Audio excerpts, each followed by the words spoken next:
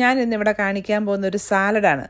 വളരെ ഹെൽത്തി ആയിട്ടുള്ളൊരു സാലഡ്. നിങ്ങൾ ഓർക്കുമായിരിക്കും ഈ സാലഡൊക്കെ നല്ല ഹെൽത്തി അല്ലേ, പിന്നെ എന്താണ് ഇത്ര പ്രത്യേകത എന്നല്ലേ. ഇപ്പം ഡയറ്റിംഗ് ഒക്കെ നോക്കുന്ന ആളുകൾക്ക് ശരിക്കും പറഞ്ഞാൽ പ്രോട്ടീൻ ഒത്തിരി എനഫായിട്ട് കിട്ടാൻ ചാൻസ് കുറവാണ്. അപ്പോൾ അങ്ങനെയുള്ളവർക്ക് ഹൈ പ്രോട്ടീനുള്ള ഒരു സാലഡാണ് ഞാൻ ഇന്നിവിടെ ഉണ്ടാക്കുന്നത്. അപ്പോൾ ഇതെങ്ങനെയാണ് ഉണ്ടാക്കുന്നതെന്നൊന്ന് കണ്ടിട്ട് വന്നാലോ. ഞാനിതിന് വേണ്ടിയിട്ട് ഇവിടെ കുറച്ച് ചെറുപയർ മുളപ്പിച്ചെടുത്തിട്ടുണ്ട്. ഇത് 2 ദിവസം വെച്ച് മുളപ്പിച്ച പയറാണ്. അപ്പോൾ അതുകൊണ്ട് നമ്മൾ പെട്ടെന്ന് വാഷ് ചെയ്യുമ്പോൾ അതിൻ്റെ സ്കിന്നെല്ലാം അങ്ങ് പോയി കിട്ടും. പിന്നെ അതിലേക്ക് ഞാൻ കുറച്ച് കോൺ ഇട്ട് കൊടുത്തു. രണ്ടും കൂടെ 2 മിനിറ്റ് നേരം ഒന്ന് സ്റ്റീം ചെയ്തെടുത്തിട്ടുണ്ട്. നമ്മൾ ഒത്തിരി സമയം സ്റ്റീം ചെയ്യേണ്ട കാര്യമില്ല. ഇതൊന്ന് തണുത്ത് കഴിയുമ്പോൾ നമുക്ക് വേറൊരു പാത്രത്തിലേക്ക് മാറ്റാം.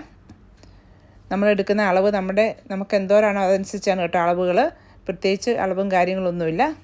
നമ്മൾ ഈ സ്റ്റീം ചെയ്ത എല്ലാം കൂടെ ഒരു പാത്രത്തിലേക്ക് ഇട്ട് കൊടുത്തു. പിന്നെ കുറച്ച് ക്യാപ്സിക്കം കട്ട് ചെയ്തിട്ട് കൊടുത്തു. പിന്നെ ക്യാരറ്റ്, കുക്കുംബർ, പിന്നെ കുറച്ച് ടൊമാറ്റോ. പിന്നെ നിങ്ങൾക്ക് ഇഷ്ടമുള്ളതാട്ടോ. ഇതൊക്കെ നിങ്ങൾക്ക് ഒഴിവാക്കണമെങ്കിൽ ഏതെങ്കിലും വേണ്ടെന്നുണ്ടെങ്കിൽ ഒഴിവാക്കാം കേട്ടോ. പിന്നെ ആവശ്യത്തിന് ഉപ്പും, പിന്നെ അതിലേക്ക് കുറച്ച് നാരങ്ങാനീരും കൂടെ പിഴിഞ്ഞൊഴിച്ചു കൊടുത്തു. ഈ സമയം കുറച്ച് പെപ്പറും കുറച്ച് ചാട്ട് മസാലയും കൂടെ ഞാൻ ഇട്ടായിരുന്നു കേട്ടോ. എൻ്റെ വീഡിയോ എടുക്കാൻ വേണ്ടി മറന്നു പോയതാണ്. ഇതെല്ലാം കൂടെ കൂടി നമുക്ക് നന്നായിട്ടൊന്ന് മിക്സ് ചെയ്തെടുക്കാം. അപ്പോൾ നമ്മുടെ സാലഡ് ഇവിടെ റെഡി ആയിട്ടുണ്ട്. ഇതിങ്ങനെ കഴിക്കേണ്ട ഇഷ്ടമുള്ളവർക്ക് ഇതുപോലെ തന്നെ കഴിക്കാം. വെജിറ്റേറിയൻ ആയിട്ടുള്ള ആളുകൾക്കൊക്കെ ഇതുപോലെ ശരിക്കും കംപ്ലീറ്റ് വെജിറ്റബിളാണ് ഇതിനകത്ത്, അങ്ങനെ കഴിക്കാം.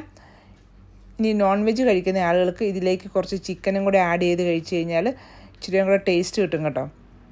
അപ്പം ഞാൻ അതിന് വേണ്ടിയിട്ട് കുറച്ച് ചിക്കൻ്റെ ബ്രസ്റ്റ് എടുത്ത് ഒന്ന് ബോയിൽ ചെയ്ത്, പിന്നെ അതിനെ ചെറിയ പീസുകളാക്കി കട്ട് ചെയ്തിട്ട് കുറച്ച് ഒലിവ് ഓയിൽ ഒഴിച്ച് അതിലേക്കൊന്ന് ജസ്റ്റ് ഒന്ന് ഫ്രൈ ചെയ്തെടുത്ത് അതും കൂടെ ഒന്ന് ആഡ് ചെയ്ത് കൊടുക്കുന്നുണ്ട്.